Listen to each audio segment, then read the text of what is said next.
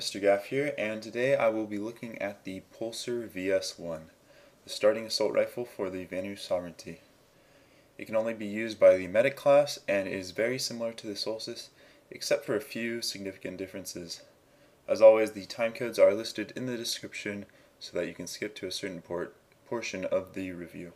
So the gun features automatic and semi-auto firing modes, which can be alternated by pressing B in game. Since it's the default medic gun, it will already be unlocked from the start.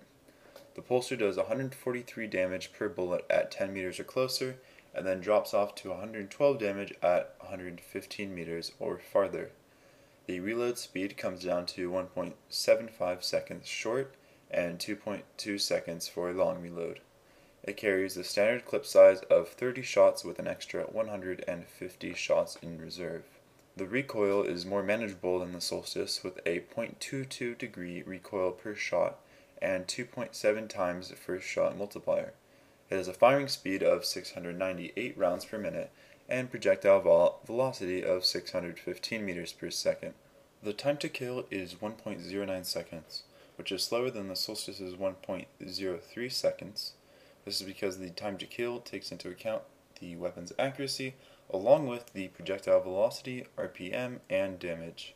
And the Pulsar has a greater bloom than when hip firing than the Solstice, meaning it will be outcompeted in close range. Now for how the Pulsar VS1 feels in actual combat. As the default weapon, it is going to be one of the most versatile assault rifles, coming second only to the Equinox, which has a larger attachment field.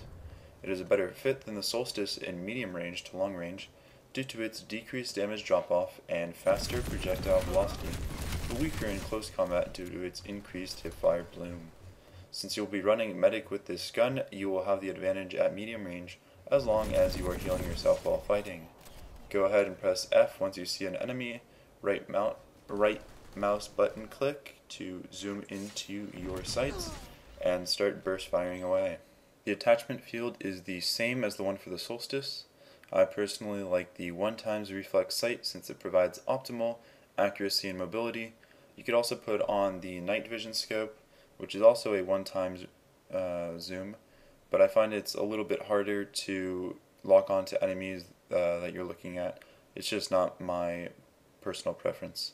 For a rail and barrel attachment, it's up to you. You could add a laser sight to improve the hipfire accuracy to make it up to par to a default Solstice, or a foregrip to diminish the side-to-side recoil, which I find already pretty manageable, so I would not use up my certs for either of those attachments. Overall, I find this weapon is pretty hard to use. It might be that I just try to force it to play a close combat role like the Solstice, or that it's just not up to par with the other weapons in its category. It's designed to provide accurate fire over medium range, and works perfectly in that function, or at least I'd assume so, since I seldom find myself in medium range skirmishes. This is because an enemy sniper, or an enemy infiltrator with a sniper rifle, could easily just duck away, put me out of range, and headshot me, or a heavy with a shotgun could jump from cover to cover, and close the gap to headshot me with a shotgun. And since there's such a short clip size, LMGs take over the role of being able to cover fire at medium range. So to use the Pulsar effectively, you want to look for medium range places that have little cover, such as the cliffs around the Indar Oasis, or the trees behind the trees on Emmerich.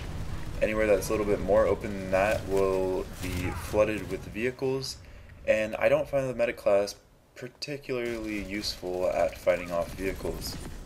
So that's it for the Pulsar. If you have a weapon you're interested in me reviewing, leave a comment and I'll do my best to put it into my next review. Thank you for watching, and I'll see you next time.